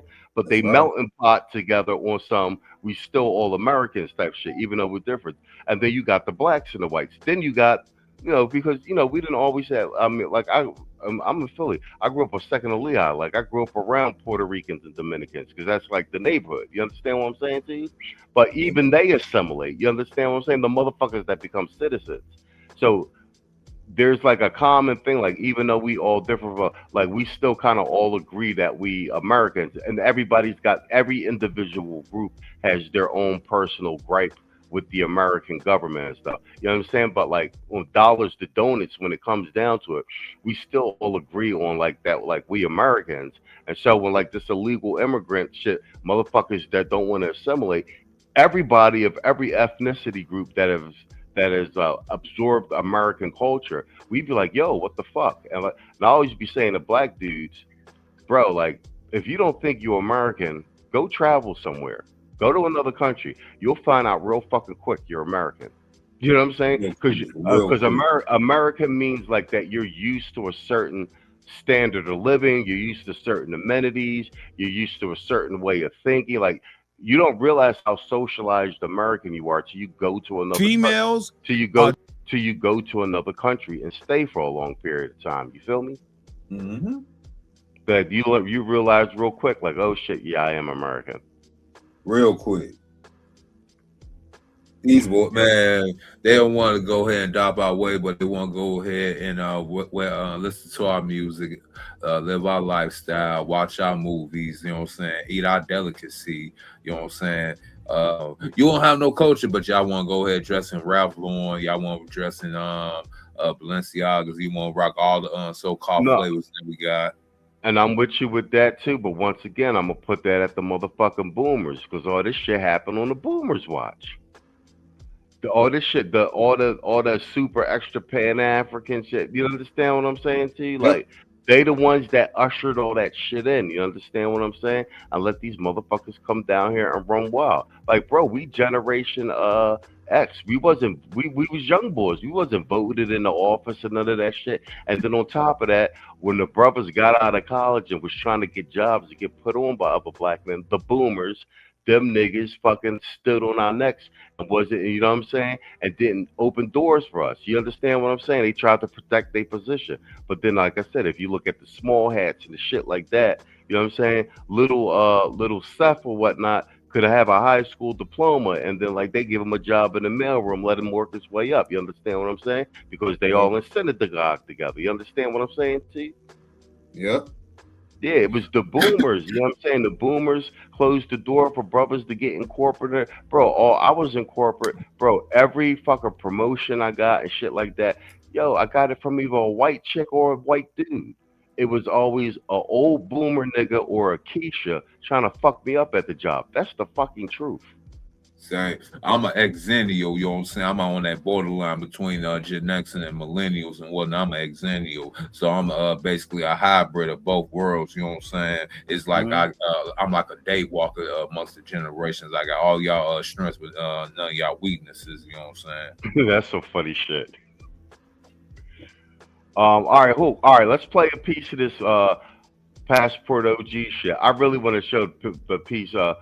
Black Muslim said, yeah, that racism is backfiring. Yup, instead of giving the black to the black man, you import other people to pass us up. What happened to all your local stores, the gas stations, etc.? Yeah, hell yeah. But once again, I keep saying to you though, like that is correct and true.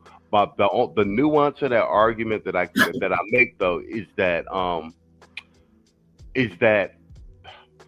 the tethers got into power via the same resources and entryways into the system and to the infrastructure that the boomers told us black Xers not to use. You see what I'm saying to you? So what I'm saying is we wasn't on the field. We sat on the bench.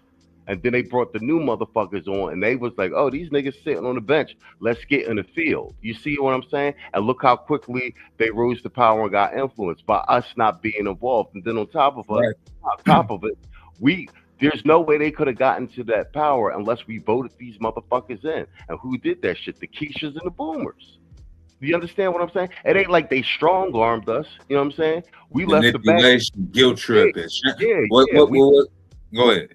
Yeah, we left the motherfucking back door open and shit. I was over there like, you know what I'm saying? We wasn't minding the shop. That's the truth. Yeah, man, they try to use the Kevin Samuels adage, you know what I'm saying? They did the whole shame, blame, and explain. Not shame, man. What was the I forgot what Kevin Shame, Samuels. insults, guilt, and the need to be right. That part. Yeah, That you know. Yeah, you know what I'm saying? Yeah. All right, wait. So speaking of covers, because we at the 140-minute mark, I wanna make sure we play some of this Passport OG shit before we run out of time. Because I think you already seen it, but I want to play the part where FD Signifier talk about I want to ruin his legacy and reputation. This nigga the op for real. And like I said, he ain't acting alone with this shit. You understand what I'm saying? This some focus group shit. You feel me? Oh, let me press play on this shit. Just what they present to be, and men are what we present to be. We are the ugly truth. That's why we don't mind going outside with a scruffy beard, and the women are a beautiful lie. That's why they all got different color makeup. That's why they all come outside with a mask and a wig.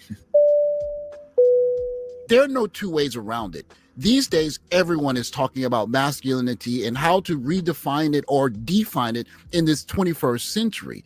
Is it because of conversations from this space, or is it just because of an absence of traditional masculinity? That depends on who you ask. But you cannot deny that this conversation here is being had by pretty much everyone. It's a very strange time to be a male, to be a boy, to be a man. It's a very confusing time. And my manhood does not come in the form of my genitalia. My pronouns are they, them, or at least that's what I share with people most often. But for this particular meeting, I will come out fully as saying that my pronouns are she, they, him. Now, I don't usually go into that because it becomes a quite interesting, delicate conversation about what it means to be a man. When I was growing up, there were icons in sports, in movies, you know, the kind of the rugged masculine hero, but in all aspects of life. You know, I remember as a 3-year-old, I can remember John F. Kennedy on the television. I was fascinated by him. It was a man who was very commanding. He was the president, but there was also a weird kind of softness to him, like a strange poetic side to it that drew me in. There were these icons. You wanted to grow out of adolescence. You wanted to become a man. You wanted to enter the world and follow in the footsteps of some of these people that you admired. But now it's like being a male, being a masculine is almost ugly. It's dirty. It's almost like something you have to wipe off your skin. Toxic masculinity. Every manly man that I know has had anger issues and has had ego issues and has had all these things that we call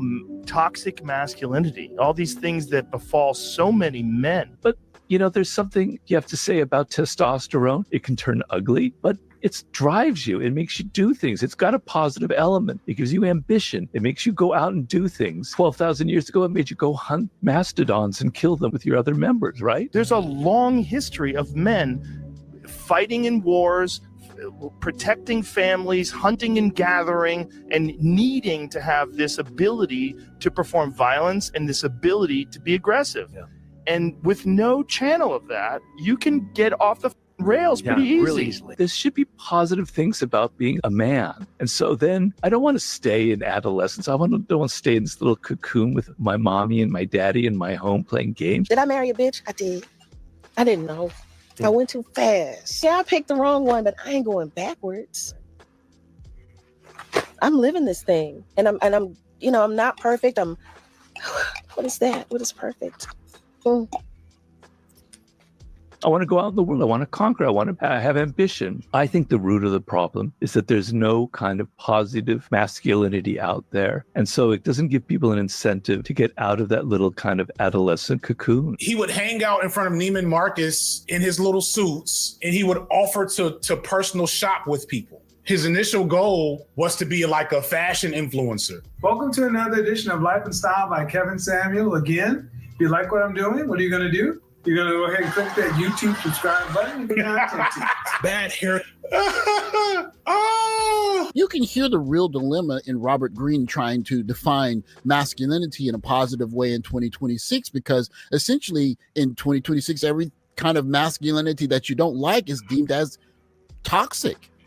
I would think someone like FD Signifier should actually be championing someone like Kevin Samuels. He wasn't the traditional bulky, tall, athletic guy who was relying on his athletic prowess to get young ladies, I guess, if you want to call it that way, because that's deemed toxic now. He was a STEM degree graduate, and he was talking about upgrading your image as men. It should be celebrated because, again, toxic masculinity in 2026 is any kind of masculinity that you don't like, as presented by FD Signifier here. You're going to go ahead and click that YouTube subscribe button. Bad hair. He was a geek. He was a chemist. That was his original content. It's probably still, I doubt it's still on this channel. Let's see. Oh, nope. It's all still here. It's all still here. All of this cringe cologne reviews are still here. Look at this dude. You're going to go ahead and click the subscribe button on the YouTube because you're a nice person. And it doesn't cost you $1. It helps you make little pieces of peanuts. Smell like hot ass and straight butter and Is this your key? Is this your king? I may just release the Kevin Samuels portion of this video as its own standalone video. I know he's already dead, but we have to kill his legacy. I know he's already dead, but we have to kill his legacy. What I find interesting about this reaction is Stop it right there. That's what I wanted. I know he's already dead, but we have to kill his legacy. And that's not just a shot at Kevin. That's a shot at every productive heterosexual black male. And I actually saw this when it premiered live earlier today. And I left the comment in the chat because I was around when Kevin was still doing that's how I actually first started watching Kevin, when he was still doing the fragrances and fashion, the image consultant stuff, because it was good. It was really good content. He was really good at it, right? First Kevin Samuels video I ever saw was Black Men You Belong To. Who's this bum? It's FD Signifier. He's a black feminist male. Male but feminist. But he did this video BMF. called Black Men You Belong To. And I was like, man, who is this guy? My point is, Kevin, once he came into his own with his show and he really blew up and everything, he used to always say, I don't take down any of my old content. Like, I could scrub my channel and everything. But Kevin used to say, I leave everything up so that everyone can see where, basically they see the finished product now, but I leave all this up so that you can see what it took for me to get here. You understand what I'm saying? So FD Signifier is trying to be like, oh, look, look what we found that was hidden on the internet. No, it's on his channel. He left this content up there like this on purpose for the other brothers to be like, basically, he wanted people to see every phase of his transformation into the Kevin Samuels that we all knew, like the iconic Kevin Samuels. Like, it was on purpose. He was like, I could scrub the channel and everything else like that. You understand what I'm saying? And like, so this is my point. Kevin leaving all this stuff up here is to be inspirational for other black men who may be at a different phase in their life, to be like, yo, bro, look at me, like, this is where I was. And I think Kevin's so thin back then, he might have still just, he was on sometimes, I don't know if he was still taking cancer medications back then and everything. But the fact that this goofy nigga is basically laughing at an old iteration of Kevin, like niggas is, you know what I'm saying? Like motherfuckers, like there's, like, it's not a process to get to where you're at or whatever level. It's the hero's journey. You see what I'm saying? It's a very unmanly assessment of what's going on. Go ahead. That's all you, Mr. Yeah, this dude right here, man, FD talking about the manosphere like he ain't like the beta orbiter of every leftist take. His balls were tied before he hit 30, bro. No, I'm serious, man. FD Signify out here dropping 4-hour essays on masculinity. This nigga testosterone so low, his voice cracks when he say patriarchy. You can't take a nigga like this seriously. And God bless the dead. See, this what you get. This what you get when dudes don't get no type of attention. He basically got catered to a simple demographic. I do mean simple, and which is the leftist liberal Keisha and the other soy boy low testosterone men that hated Kevin Samuels because he was trying to give him good game. First of all, I'm smelling good. Like I said, you probably didn't hear me. How much you want to bet that this nigga FD Signify Indy alike probably smell like foot, ass, and frankincense and myrrh and a hot summer day in Georgia.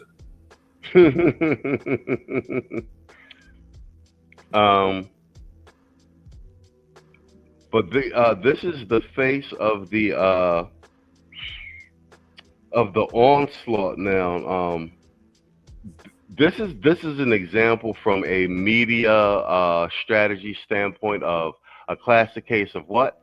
Cut the head off to kill the body. So they think that if they destroy Kevin's reputation and his and his legacy, that it will by default kill the Black manosphere and everything else like that. And that shows that how our enemy or our enemies don't really understand the magnitude of what's being done here. Nothing can stop the force of an idea whose time has come.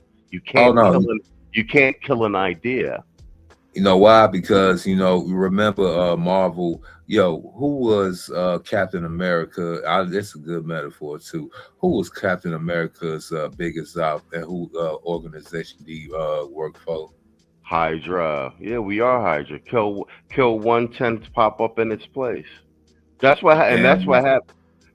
Kevin is actually more influential in his death than when he was alive, because he's been gone for 2+ years. Almost 3. Yeah, that's what I'm talking about. And he's still living rent free in these motherfuckers' heads. And you know what? The other thing is, I got a bunch of day ones. The great guys, 6-figure earners, but they were blue pill. They hated Kevin.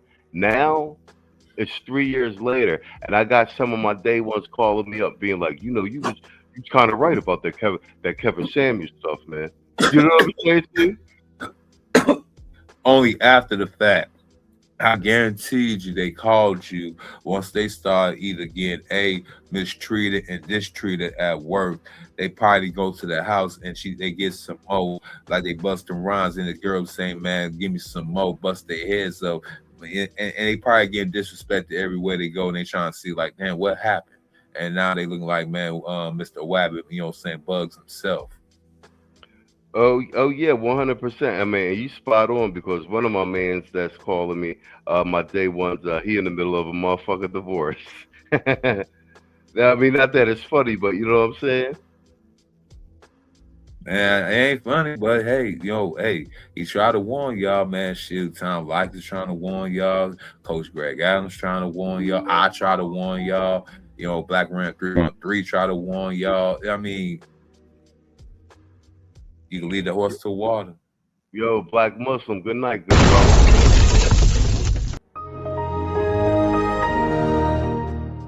All right, Mr. O, what you gonna call it? I really wanted to get to the part for you to hear him saying I want to destroy his legacy. All right, we at the 154. That's all you, Mr. O. You got about 4 minutes. You can do your closing statement, take us home, promote anything you want. It's all yours, man. Yeah, it was another beautiful night on some random shit with Machismo TV, breaking down weekly topics, whether it be political, talk about these niggas like FD Signify to making us strong masculine Black man look bad. All these so-called wayward Keishas out here that want to go ahead and destroy our so-called image and whatnot. But we are not in the 80s, we're not in the 90s, and God bless the 2000s, but we're here to go ahead and drop all this so-called positive Black knowledge all down to you Black men out there, Sunday through Saturday, all day, every day, and you can catch us on the replay. You dig? But go ahead and press play. I want to hear this a little bit. Oh, you want me to play a little bit more? All right, we only got we got to wrap in 3 minutes. We have the 155, because I can't put it in rotation if it's over 2 hours. True. You know what I'm saying? Here, but I'll play a little bit more. That this is a type of masculinity that I would imagine from people like FD Signifier would be champion. But it doesn't matter, because there are 2 problems that FD and his ilk have to deal with. Breaking down the data about race and ethnicity revealed that never married. Now, these are among people who have never been married, been single their whole lives.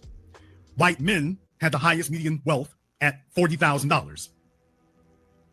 Race and ethnicity were important to consider when looking at wealth gaps, because such disaggregation, look it up, usually exposes more substantial financial gaps. Indeed, never married Black women had just $3,300 in median wealth. Never married Hispanic women had $5,600, and never married white women had 31,000. This is the part of the conversation where guys like FD Signifier and his ilk have to stop being theoretical and start being factual for the duration of human history. Right there. That was it. That was it.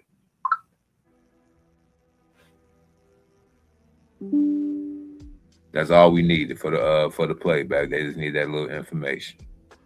All right, hell yeah. All right, guys. We're at the 156 mark. Let me just do this real quick, man. I want to thank everybody who actually rejoined the channel this evening and supported the stream. No News. Who I got here? Was it Detroit? Detroit, of course.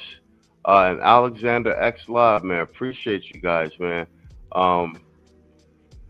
Yeah, and especially, you know, since I always say this, man, we come on late at night, so like we, you know, means like this the graveyard and the third shift type shit. So everybody up in here, I mean, unless you with Cali, y'all, you know what I'm saying, maybe like around 9 o'clock or 11 for y'all. Or I mean, you know, when we go on, what is that? I'm at 216, so yeah, maybe it's like midnight for y'all. But yeah, everybody that's out here on the late shift, appreciate you, Mr. O, man. Yo, thanks for tapping in on these random shit, Sean.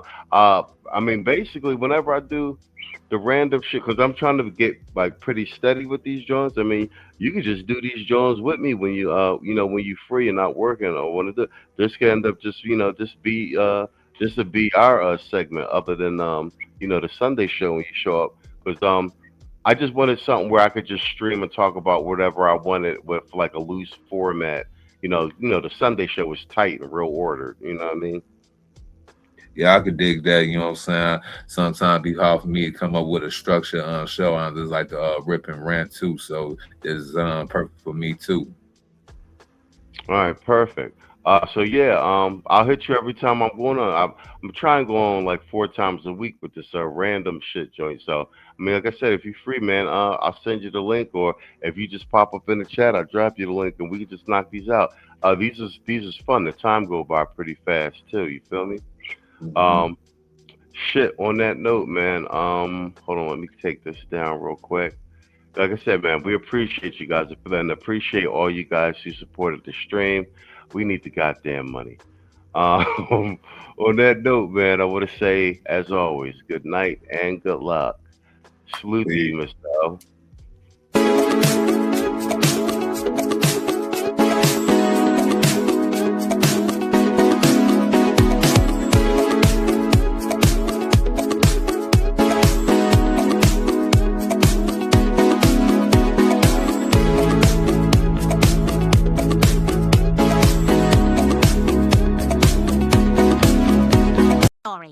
Hey, where's Stewie? That's tomorrow, and that is it for us today. Okay, I don't know. Whatever it is, it's not right on the teleprompter. There it is. We are going to do Sting, yeah. There's no words there. To play us out. What does that mean, to play us out? To end the show? Yeah.